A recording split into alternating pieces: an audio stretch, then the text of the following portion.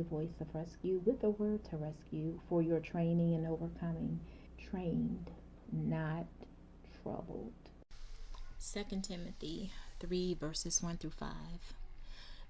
You must understand that in the last days there will come times of much trouble.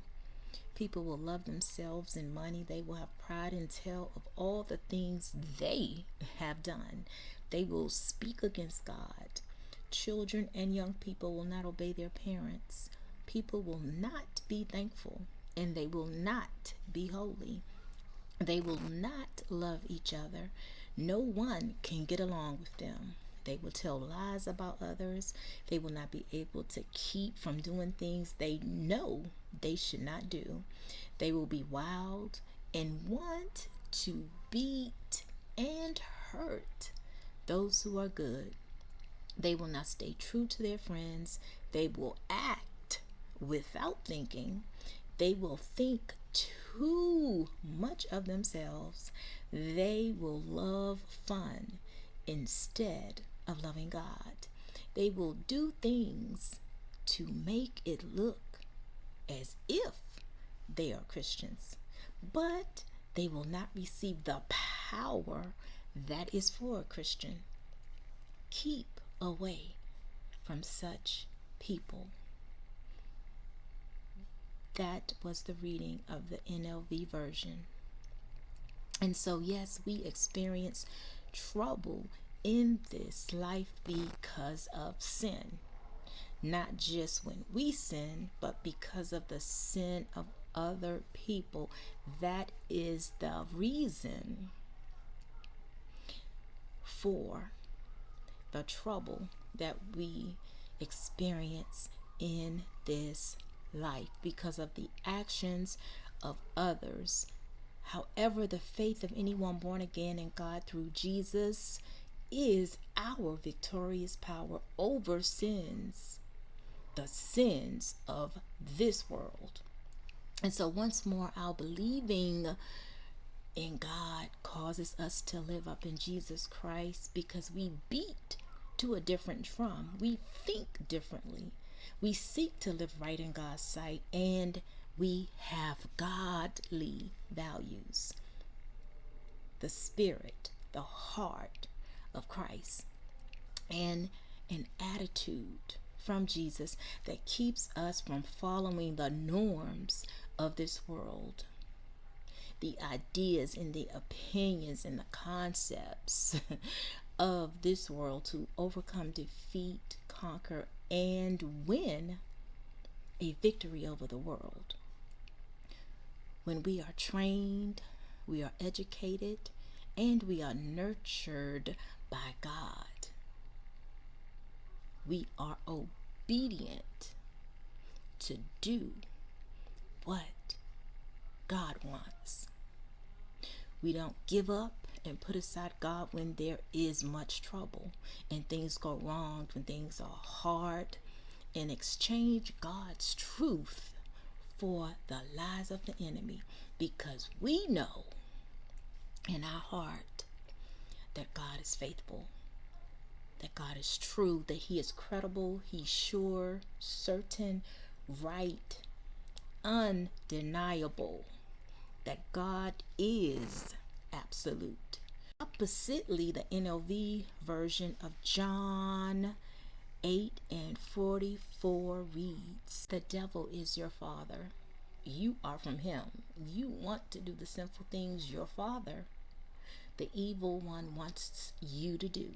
He has been a killer from the beginning. The devil has nothing to do with the truth. There is no truth in him.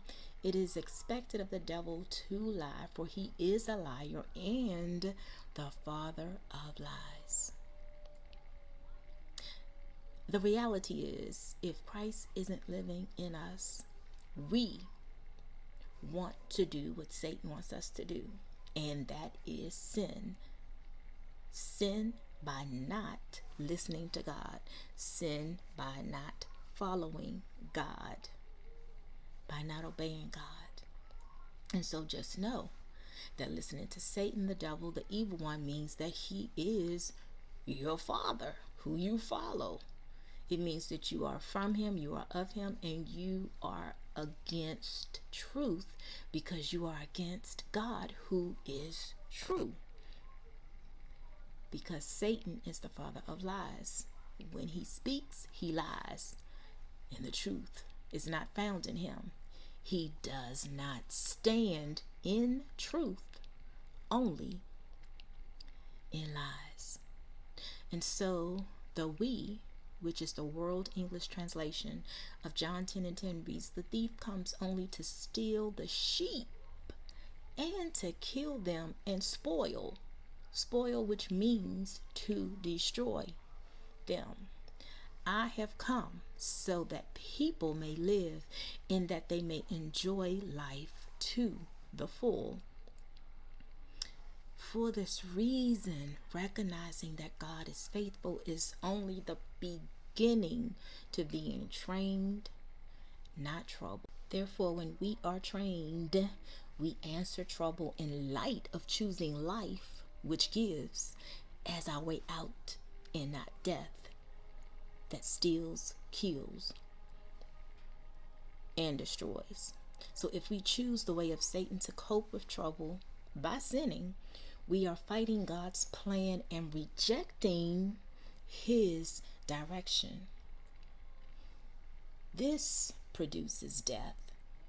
It means that we will not love, we will hate, we will tell lies about others, we will do what we know we should not do, we will act without thinking, we will think too much of ourselves. Me, it's all about me, myself, and I.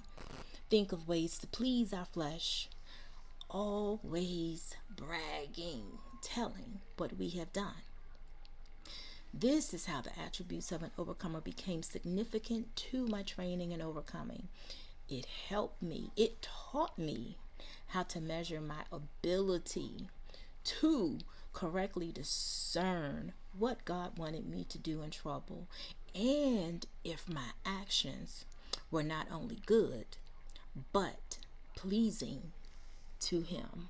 God is not only faithful, God is first and foremost love. He wants us to live. He created us to have life.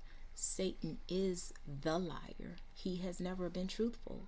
So we need to hide 2 Corinthians 4 verse 9 in our heart, as the TPT translation reads, we are persecuted by others, but God has not forsaken us.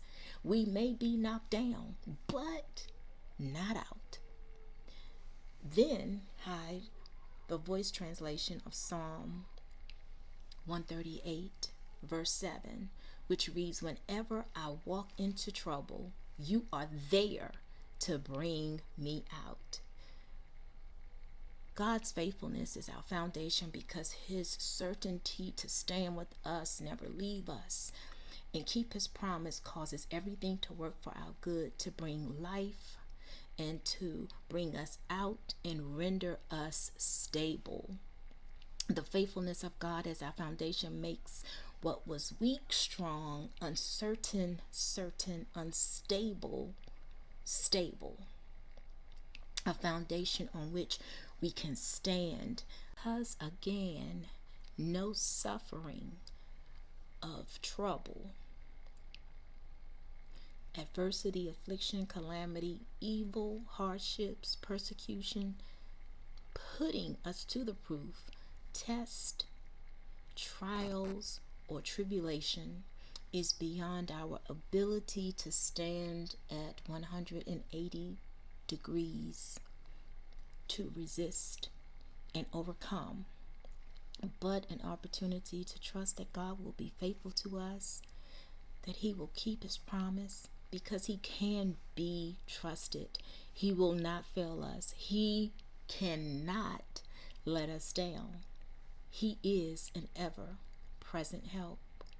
Therefore, I'll conclude this 100 series of Train Not Trouble, his faithfulness, with the TPT translation of Romans 3:26, which reads, and when the season of tolerance came to an end, there was only one possible way for God to give way. his righteousness, and still be true to both his justice and his mercy to offer up his own son. So now, because we stand on the faithfulness of Jesus, God declares us righteous in his eyes.